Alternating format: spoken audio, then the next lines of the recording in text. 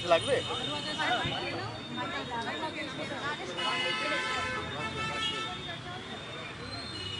नमस्ते। आज तृणमूल कांग्रेस की तरफ से 10 मेंबर ऑफ पार्लियामेंट और वेस्ट बंगाल गवर्नमेंट के senior cabinet ministers, 10 members election commission के फुल बेंच के साथ चीफ इलेक्शन कमिश्नर और 2 इलेक्शन कमिश्नर, इनके साथ हमारा एक मीटिंग पहले से तय था, जो 8-10 मुद्दों पे आज बात हुआ है। और 12 बजे ये मीटिंग शुरू हुआ, अभी 2:45 बज रहे हैं, 2.5 घंटा मीटिंग चला है। 10 मुद्दे पे जो आज हम लोग बात किया है, पिछला बार जब हम लोग आए थे, हमारा पिछला 1 महीना पहले 28 नवंबर को एक 10 लोगों का डेलीगेशन आया था। उसमें 5 सवाल चुनाव आयोग से किया गया था, इलेक्शन कमीशन से किया गया था, जिसका पिछला बार एक भी सवाल का सटीक जवाब नहीं, लेकिन वो लिस्ट अभी तक पब्लिश नहीं हुआ है। कल रात को जब मैं दिल्ली आया, तब मुझे पता चला कि AERO का जो लॉगिन है, ERO का नहीं, AERO, उस लॉगिन में पार्ट बाय पार्ट कुछ लॉजिकल डिस्क्रिपेंसीज के केसेस अपलोड किए गए, लेकिन उसमें भी जो ऐप के थ्रू अपलोड किया गया, उस ऐप में भी बहुत सारे फ्लॉज हैं, जो आज मैंने मीटिंग में बताया। जैसे ही आप लॉजिकल डिस्क्रिपेंसीज के कोई केस में जाते हैं, तो वहां पे 4 ड्रॉप डाउन आते हैं। एक आता है सेंड टू DEO, एक आता है जेनरेट हियरिंग नोटिसेस, एक आता है फाउंड ओके, और चौथा आता है फाउंड इनएलिजिबल। अगर डॉक्यूमेंट सबमिट करने के बाद भी किसी का केस ओके है और फाउंड ओके में दबाया जा रहा है, क्लिक किया जा रहा है, तो भी हियरिंग नोटिसेस जनरेट हो रहा है, जिसका कोई जवाब उन्होंने नहीं दिया। उन्होंने माना कि ऐप में हो सकता है कोई टेक्निकल ग्लिचेस हो, लेकिन इसका कोई जवाब हमें नहीं मिला। दूसरा, हमने उन्हें बताया कि सीनियर सिटीजन्स के लिए अभी यहाँ आने से 2 दिन पहले हमारा स्टेट का एक डेलीगेशन वेस्ट बंगाल का CEO ऑफिस गया था। वहां पे 5 लोगों का डेलीगेशन जाके सीनियर सिटीजन्स को जिस तरीके से आइडेंटिफिकेशन और वोटर लिस्ट में नाम उठाने के लिए हैरेस किया जा रहा है, खास करके जो लोगों को मेडिकल कंडीशंस है, जो लोगों को चलने में, सीढ़ी चढ़ने में दिक्कत होता है, तबीयत ठीक नहीं रहता है, उन लोगों को बुला के 3-3 घंटा, 2.5 घंटा, 4-4 घंटा बिठा के रखा जाता है। तो हमारे डेलीगेशन ने जाके ये रिक्वेस्ट किया कि 85 के ऊपर अगर पोस्टल बैलेट पे वोट लिया जा सकता है, तो हियरिंग क्यों नहीं घर जाके आप कर सकते हैं। तो उसको ऑनर करते हुए परसों ही रात को एक नोटिफिकेशन CEO का ऑफिस से निकाला गया, जहां पे बताया गया कि 85 के ऊपर जिनकी उम्र है, उनको हियरिंग में नहीं बुलाया जाएगा। लेकिन हमने कल एक डेलीगेशन गया था CEO के ऑफिस में, और आज हम 10 लोग चीफ इलेक्शन कमिश्नर को भी रिक्वेस्ट किया है कि 60 के ऊपर जिसका उम्र है, मान लीजिए जिसका मेडिकल कंडीशन है, जिसका तबीयत ठीक नहीं है, जिसको कोमॉर्बिडिटी है, या दिव्यांग जो लोग हैं, पर्सन विद डिसेबिलिटीज, जिसको मूव करने में दिक्कत है, व्हील चेयर में बैठते हैं, इन लोगों को इस हियरिंग प्रोसेस में बुलाकर हैरेस ना किया जाए। तो उन्होंने ये कहा है कि मैं इसको देखूंगा, चर्चा करूंगा। इसमें कोई कमिटमेंट नहीं दिया है, बट मैं ये क्यों कह रहा हूं, इन लोगों को समझना चाहिए, जानना चाहिए, पूरा देश में Trinamool is the only party to raise it, both before the Chief Electoral Officer's office and simultaneously before the Chief Election Commission in the Nirvachan Sadan, Delhi. 3 number, selective targeting और इन्फिल्ट्रेशन का जो एलिगेशन है, जो selectively leak करके बंगाल को बदनाम करने के लिए बीजेपी के लोग करते हैं कि बंगाल में 1 करोड़ रोहिंग्या है, बांग्लादेशी है। तो मैंने इलेक्शन कमीशन से कहा कि ये जो 58 लाख लोग ड्राफ्ट लिस्ट में जिसका नाम नहीं उठा है, उसमें से कितने लोग बांग्लादेशी है और कितने लोग रोहिंग्या हैं, जरा इसकी सूची आप सार्वजनिक करें। उनको फिर से कोई हमें जवाब नहीं मिला, वो कोई सदुत्तर नहीं दे पाए कि जिस कारण से और ऑब्जेक्टिव से इलेक्शन कमीशन एसआईआर किया कि अगर कोई इलीगल इमिग्रेंट इंडिया में रहता है उसको पकड़ के हम लोग बाहर भेजेंगे और उसको वोटर लिस्ट में रहने का अधिकार नहीं है, जो मैं सटीक मानता हूं। लेकिन ये 58 लाख लोग जिसका नाम ये सूची से निकाला गया या डिलीट किया गया, इस 58 लाख लोगों में कितने लोग बांग्लादेशी हैं और कितने लोग रोहिंग्या हैं, इसका सूची जारी होना चाहिए। नहीं तो आपने 2 साल 3 साल से लेकर लगातार 21 के चुनाव के बाद, खास करके बीजेपी के हारने के बाद जिस तरीके से बंगाल को बदनाम किया, या तो माफी मांगी या सूची जारी कीजिए। कोई सदुत्तर नहीं मिला, कोई कॉन्क्रीट आंसर नहीं मिला। फिर मैंने पूछा कि इतने सारे प्रदेशों में एसआईआर का काम चल रहा है, जहां पे वेस्ट बंगाल के साथ साथ तमिलनाडु, गुजरात, छत्तीसगढ़, केरला, उत्तर प्रदेश, हर जगह पे एसआईआर का काम हो रहा है। वेस्ट बंगाल में सबसे कम डिलीशन का परसेंटेज आया है 5.79%। तमिलनाडु में आया है 12.57%, छत्तीसगढ़ में आया है 8.76%, बीजेपी का डबल इंजन गवर्नमेंट गुजरात में आया है 9.95%, 9.95%, मतलब अप्रोक्सीमेटली 10%। केरला में आया है 6.65% और बंगाल में आया है खाली 5.5%, 5.79%। तो आप selectively micro observer, district observer खाली बंगाल में क्यों लगा रहे हैं, बाकी स्टेट में क्यों नहीं लगा रहे? उन्होंने कहा हमारे पास ऑफिसर नहीं है। मैंने कहा आप अभी जो एईआरओ हियरिंग कर रहे हैं उसमें भी 10 एईआरओ को बिठा के रखा है, पूरा स्ट्रेंथ को भी आप यूटिलाइज नहीं कर रहे हैं। They don't have the correct information. They are not aware. And the Chief Election Commissioner is not in the scheme of things how the Election Commission is rolling out SIR in Bengal. ये देख के समझ में आता है कि ऊपर से कोई डिक्टेट कर रहा है और यहाँ बैठ के कोई सॉफ्टवेयर के हिसाब से उसको सैनिटाइज करके चलाया जा रहा है, नोटिस भेजे जा रहे हैं। नहीं तो आप फाउंड डॉक्यूमेंट में क्लिक करेगा तो हियरिंग नोटिस क्यों जाएगा? फाउंड डॉक्यूमेंट में क्लिक करेगा तो केस क्लोज होगा। इसका कोई हमें कॉन्क्रीट आंसर नहीं मिला। माइक्रो ऑब्जर्वर का जब हम पूछे कोई कॉन्क्रीट आंसर नहीं मिला। हमने कहा डीओस को जिम्मेदारी दिया गया है कि कोई भी डॉक्यूमेंट जमा होता है 5 दिन में जाके चेक करो, या संभव कैसे? तो उन्होंने कहा कि DOs can write to the CEOs.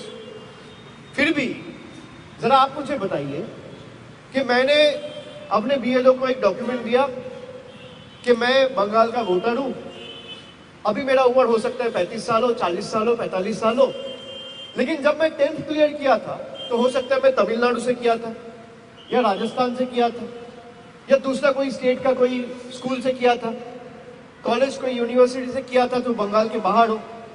How is it physically possible for the DEO to verify the document? And there will be thousands of documents, not just 1 or 2. There will be tens, thousands of documents. How is it physically and literally feasible for the DEO to verify those voluminous documents within a short span of 5 days? Isn't this decision arbitrary? उसके बाद हम लोग जो third party agencies के बारे में पूछे कि डेटा मिशन करके इलेक्शन कमीशन ने बंगाल में एक एजेंसी लगाया है सर्वे करने के लिए, तो बोला अच्छा मुझे तो पता ही नहीं है। और अगर मैं झूठ कह रहा हूं तो जरा वहां पे सीसीटीवी था, फुटेज रिलीज करे मीडिया के सामने। भाई हमारे पास तो कैमरा नहीं थे, गया इलेक्शन कमीशन का प्रीमाइस में, हर जगह सीसीटीवी है, चेक करके अंदर गए। तो आप अगर सच कह रहे हो, पूरा 2.5 घंटा मीटिंग का सीसीटीवी फुटेज आप रिलीज कर दो, लोग देखे क्या बात हुआ, कौन झूठ बोला कौन सच बोला। बोला हमारे पास तो कोई नॉलेज ही नहीं है, कोई एजेंसी को लगाया गया, हो सकता है सीईओ का ऑफिस से किया है। मैंने कहा अगर सीईओ का ऑफिस से किया है तो आप फोकस करिए। How can the CEO's office issue directives and notifications without your approval and consent? तो उन्होंने वो कॉपी मांगा, हमने वो कॉपी भी दिया। उसके बाद हमने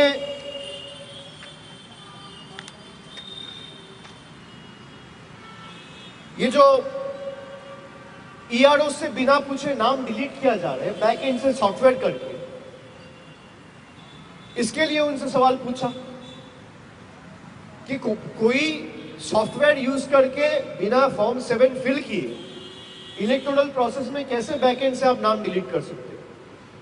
तो उन्होंने कहा कि अगर किसी ने इन्यूमरेशन फॉर्म नहीं भरा तो उसका नाम डिलीट होगा। मैंने कहा सही है, एकदम सही है। इन्यूमरेशन फॉर्म नहीं भरा, नाम डिलीट होगा। जो जिंदा है उसका नाम कैसे डिलीट होगा? बोला फिर तो वो फॉर्म 6 फिल कर सकता है। मैंने कहा लेकिन जिम्मेदार कौन है? फॉर्म 6 तो फिल कर सकता है, लेकिन ये जो गलती हुआ इसका जिम्मेदार कौन है? ERO है, BLO है, DEO है, इलेक्शन कमीशन है, चीफ इलेक्टोरल ऑफिसर्स का ऑफिस है, कौन है? कोई जवाब नहीं मिला। उसके बाद हमने miss interpretation of voter mapping, जब बंगाल में SIR का सूचना हुआ तब, और ये मीडिया में वाइडली रिपोर्टेड था कि 45% लोग अनमैप्ड हैं, डेटा नहीं मिल रहा है। जब ड्राफ्ट लिस्ट रिलीज हुआ तब हमें पता चला कि 88.2%, approximately 89% people have been mapped, और उसमें से कुछ लोग तो सेल्फ मैप्ड किया है और 40% शायद प्रोजेनी मैप्ड है। तो ये बंगाल के खिलाफ जो बैड पब्लिसिटी है, बैड माउथिंग है, बंगाल को छोटा करने का जो मानसिकता है, बंगाल को नीचे दिखाने का जो मानसिकता है, इसके लिए जिम्मेदार कौन है? We didn't receive any concrete answer. उसके बाद हमने पूछा माइग्रेंट वर्कर्स के बारे में कि आपने कहा कि माइग्रेंट वर्कर्स जब फॉर्म फिलअप हो रहा था तो इन्यूमरेशन फॉर्म फिलअप करते वक्त माइग्रेंट लेबर का फैमिली का कोई भी एडल्ट फैमिली मेंबर 18 साल के ऊपर जिसका उम्र हो वो फॉर्म फिलअप करेगा और उसके साथ वो फॉर्म जमा देगा।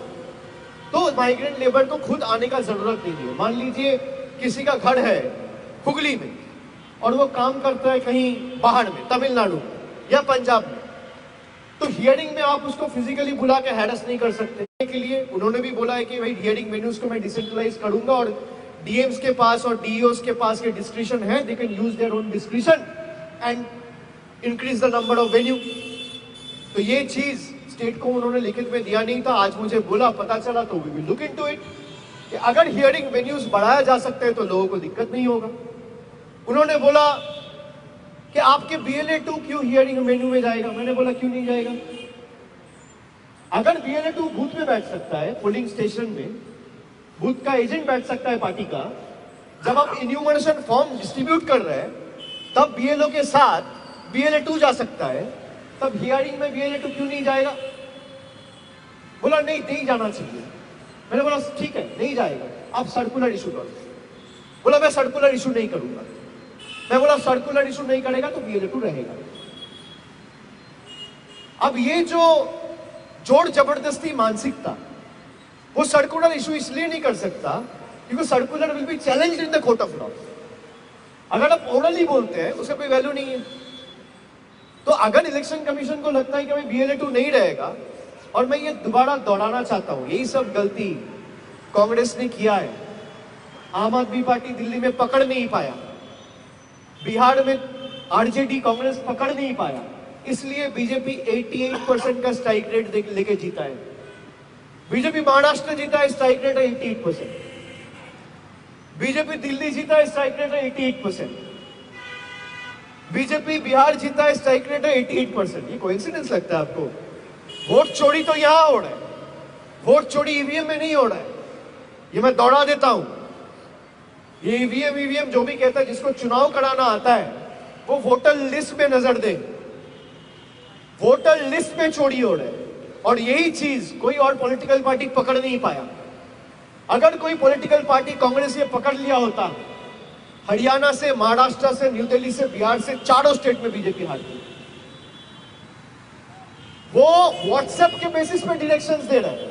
A government functioning is governed by official circular and notifications, not by WhatsApp directives. The Union government plans to run the country on WhatsApp. The Election Commission of India wants to run the country and the state on WhatsApp without issuing any official circular and formal notifications.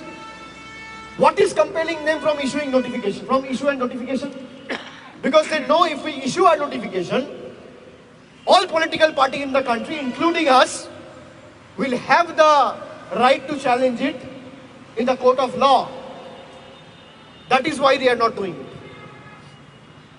Why will BLA2s will not be allowed to be a part of the hearing venues? If they can be a part of the entire SIR process when the enumeration forms were distributed, if they can remain present within the polling station when the votes are being cast, why can't they be a part of the hearing process? What is it that the Election Commission is trying to hide? Why is it not making the logical discrepancy list public? How can you clean a list by hiding details? Answer me. उनको लगता है गला उठा के बात करेगा और थोड़ा बहुत जोर से बोलेगा तो सब दब जाएगा. हम लोग जब बात करना शुरू किए, पहली बात तो जब कोई बोल रहा था वो रोकने टोकने लग गया. He started losing his temper. मेरे तरफ उंगली उठाने लग गया. फिर मैंने बोला, you are nominated, I am elected. आपका उंगली नीचे करके बात करिए. हम लोग जो यहाँ पे बैठा हुआ है जनता का वोट से चुना हुआ है. बीजेपी के बदौलत खाली आपका एक नोटिफिकेशन का बेसिस पे मैं यहाँ पे नहीं आया हूँ. We are answerable to the people at large. You are answerable to your masters. I am answerable to the people of my state, for whom we have come here to ensure none of them are left behind from the final electoral roll when the list is published. आप उंगली नीचे करके बात करिए. उनको लगता है कि हम जो बोलेगा वो सुन लेगा. If he has the guts and gall, let him release the footage. I'm standing outside the Election Commission's office. There it goes. Nirvachan Southern Election Commission of India. Gyanesh Kumar must be hearing what I'm saying before the media now. If he has the courage, he should come down and face the media and come back and rebut every point I am raising before the media and you today itself, without wasting any further time, rather than making selective leaks. After he is down on what I know after 8 p.m. in the night. What is stopping him? He thinks the people of Bengal are his subservient. He thinks people of Bengal and we parliamentarians and the ministers, the MLAs or the MPs who have been elected by the people, standing in long queues by exercising their franchise, are they bonded laborers? Are they slaves? Apart from 2 or 3 basic questions, he has failed to answer any of the valid questions we have raised. Why are you not able to make the logical discrepancy list public? What is stopping you from issuing notifications barring the BLA2 from entering hearing venues? What is stopping you from decentralizing hearing venues?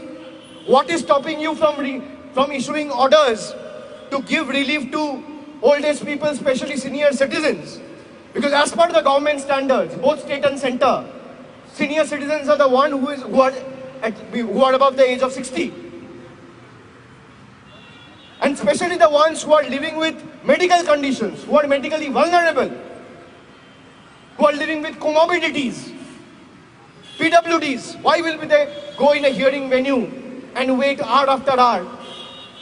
Who will provide relief to them? They look up to the constitutional authorities of the country. It is your constitutional right to protect them, to give relief to them. You will wait what directions I receive from the PMO or the Home Minister's office, because this Chief Election Commissioner was the cooperative secretary before it took over. Wasn't he the cooperative secretary? Who was the cooperative minister? What was the name of the cooperative minister and what is the name of the cooperative minister right now? It is Mr. Amit Shah. Do you think it's a coincidence that all of a sudden the cooperative minister secretary is being sent as the chief election commissioner? He was sent on a mission to destroy this office, destroy this institution. He was sent on a mission to destroy our country. And this building, which the fathers of the constitutions have created, the constitution that the forefathers of the country has created, the constitution that Baba Saheb Ambedkar has made, he was sent on a mission to destroy the constitution and this institution. This is not a mere coincidence. He thinks that whatever was told to him, we have only come here to become all ears and just listen to what he says and not ask any questions in return. That is not the case. People of Bengal are made with different, they're made different, they're built different. We're not built like that. That we will bow down before you. We will not sell our spine. Let BJP put their entire might and use all the agencies and whatever they have at their disposal. Still, people of Bengal will win the state lock, stock and barrel and defeat the BJP. They have fallen flat on their face in 2012, 2021, 2024. They will fall flat on their face again in 2026. If we have to bow, we'll bow before the power of the people, not before the people in power. If any of you have an iota of journalistic ethics left, I'm not blaming anyone or trying to demean you or look down upon you. You people are extremely important for a transparent democracy, for a transparent electoral system. Ask Mr. Gyanesh Kumar to release the footage before making any selective leaks. 2.5 hours. And he is the only one who spoke. None of the other election commissioner. One spoke briefly for 30 seconds, trying to make a point. Everyone remained mum, stayed quiet. What was the brief? That only Mr. Gyanesh Kumar will come, speak, 10 Trinamool MPs and ministers will come, listen to Mr. Kumar and go out. Tata, bye-bye. We have come here to bid goodbye to your government, Mr. Kumar, Mr. Shah. This is a challenge to you. You put everything you have at your disposal. जितना ताकत लगाना है आप लगाओ. आप election commission को लगाओ, आप सीबीआई को लगाओ, आप ईडी को लगाओ, आप इनकम टैक्स को लगाओ, आप पैरामिलिट्री फोर्स लगाओ, आप जुडिशियरी को लगाओ, आप मीडिया को लगाओ. जनता हमारे साथ है. यही चीज अगर कांग्रेस पकड़ लेती तो आज हारती. आज बीजेपी हारती. यही चीज पकड़ नहीं पाया. मैं appeal to all like minded party, specially the one in the opposition, कि वोटर लिस्ट में चोरी हो रहा है, सॉफ्टवेयर से चोरी हो रहा है, ईवीएम से चोरी नहीं हो रहा है. बिकॉज ईवीएम आपको चेक करने का मौका मिलेगा. You are not getting to understand what algorithm they are running and what kind of software they are using to remove 50 lakh, 1 crore voters and disenfranchise them. यहीं पे चोरी हो रहा है और इसको रंगे हाथ में पकड़ लिया गया है. अगर चोरी नहीं हो रहा है तो लॉजिकल डिस्क्रिपेंसीज का जो 1,36,00,000 लिस्ट है ये रिलीज करें. भाई एसआईआर पहले भी हुआ है, कोई दिक्कत नहीं है, लेकिन कोई सस्पिशियस लिस्ट बोल के कभी नहीं था. लॉजिकल डिस्क्रिपेंसी बोल के कोई लिस्ट नहीं था. 2002-03 में जब एसआईआर हुआ था, there was nothing called suspicious list. And I have told the Chief Election Commissioner, you are trying to weaponize the electoral roll. You are trying to weaponize the electoral roll based on this suspicion list. कहां से आया ये suspicious list? कौन बनाया? आपका software चला के दिखाइए. चलो हमें छोड़ दीजिए, मीडिया वालों को दिखाइए कैसे सस्पिशन लिस्ट बना, कौन सा सॉफ्टवेयर से कौन सा एल्गोरिथम रन करके. जरा आप मुझे बताइए, एक सवाल, मीडिया के कोई भी मुझे बता दे, 7 करोड़ 66 लाख वोटर्स बंगाल का वोटर लिस्ट में था, 58 लाख वोटर निकल गया, अब 7 करोड़ 8 लाख वोटर है। भाई जिस एक्सरसाइज को करने में 80,000 BLO, 8,000 BLO supervisor, 3,000 AERO, 300 ERO, 23 DEO और पूरा मशीनरी लगा के जो आप 2 महीना में करें, इलेक्शन कमीशन के पास कौन सा ऐसा जादू है कि वो 1 घंटा में लिस्ट सैनिटाइज करके बता दिया कि वो 1 करोड़ 36 लाख लोगों का डिस्क्रिमिनेंसी है? जादू छड़ी क्या है? What magic wand does they have? किसके बेसिस पे, आधार पे? आप लोगों को जो लॉजिकल डिस्क्रिपेंसी का डेटा दिया गया वो कब दिया गया? 16 दिसंबर। ड्राफ्ट इलेक्टोरल रोल कब रिलीज हुआ? 16 दिसंबर। भाई एक ही दिन में जो 1 लाख लोगों को 2 महीना करने में लगा, आप एक दिन में 1 घंटे में करके कैसे दे दिए? जरा इसका सवाल दे दीजिए, जवाब दे दीजिए। भाई इससे पता चलता है कि आप कितने डरे हुए हो। आप चाहते ही नहीं हो लोग वोट दे। पहले वोटर सरकार तय करती थी, अब सरकार वोटर तय करता है। यही तो बीजेपी का नया भारत है कि पहले वोटर तय करता था कि प्रधानमंत्री कौन बनेगा, सरकार में कौन बैठेगा। अब सरकार तय कर रहा है कि पोलिंग स्टेशन में कौन जाएगा और वोट कौन देगा। पूरा देश को इकट्ठा होकर इसको रोकना चाहिए और हर पार्टी को इस इलेक्टोरल रोल में जो चोरी है उसको पकड़ना चाहिए। हमने ये चोरी पकड़ा है। बंगाल में आपने नहीं देखा कितने लोग, हमारा एक काउंसिलर तांकुनी म्यूनिसिपैलिटी में जिंदा है, उसको डेट दिखा दिया। ऐसे हजारों केसेस है, मैं लिस्ट दे दूंगा।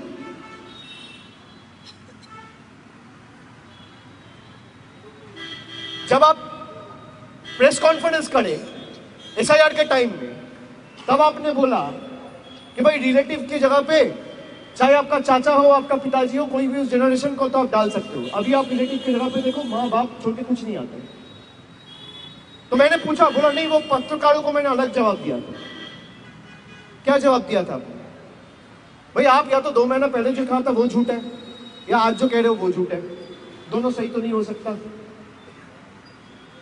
मैं उनको इतना ही बताना चाहता हूं कि बीजेपी पूरा जिंदगी देश नहीं चलाएगा, लेकिन देश का संविधान रहेगा। Make sure you operate and works, make sure you operate and work remaining within the ambit and yardsticks of law. अगर आपको लगेगा कि भाई सत्ते में रहने वाला लोग तो है ही, मेरे साथ बचा लेंगे, वो खुद नहीं बचेंगे जिस दिन सरकार बदलेगा। मुझे इतना ही बताना था। अभिषेक जी, आपने मैंने सब कुछ तो बोल दिया। हम बोल दिया। एक सवाल है, आपने अपनी लाइक माइंडेड पार्टी से भी मांग किया कि EVM से चोरी नहीं हो रही है, मतदाता सूची के जरिए चोरी हो रही है। यूपी का ड्राफ्ट मतदाता सूची आना बाकी है, लेकिन जो खबरें आई हैं 3 करोड़ मतदाताओं के नाम हटेंगे। इसके अलावा तमिलनाडु में भी बहुत नाम हटेंगे, केरल में भी हट रहा है, अलग अलग राज्यों में, और वहाँ आपकी लाइक माइंडेड पार्टी हैं जो विपक्ष की पार्टियाँ हैं। क्या यूपी में अखिलेश हो या तमिलनाडु में DMK हो, तमाम मेरा अगर बात होगा उनसे, मैं जरूर उनको अपना एक्सपीरियंस शेयर करके विस्तार में बताऊंगा, लेकिन मीडिया के थ्रू मैंने सबको अपील कर ही दिया। मेरा सवाल आपसे ये है कि TMC जितनी एग्रेसिव तरीके से आप लोग यहाँ आ रहे, 2.5 घंटे बैठक कर रहे हैं, दूसरी विपक्षी पार्टियां SIR सबको करना चाहिए। मैंने आपको कहा ना, इसीलिए कांग्रेस हारी है, नहीं तो कांग्रेस जीतती। हरियाणा के लोग चाहते थे बीजेपी हारे, महाराष्ट्र के लोग चाहते थे हारे, लेकिन आप, लड़ाई नीचे है, लड़ाई यहां है, लड़ाई बूथ पे है, लड़ाई सोशल मीडिया में नहीं है, लड़ाई मीडिया चैनल्स में नहीं है। जो लोग सोचता है कि भाई 2-4 टिप्पणी करके मीडिया में बोल के जीता जा सकता है, वो गलत कर रहा है।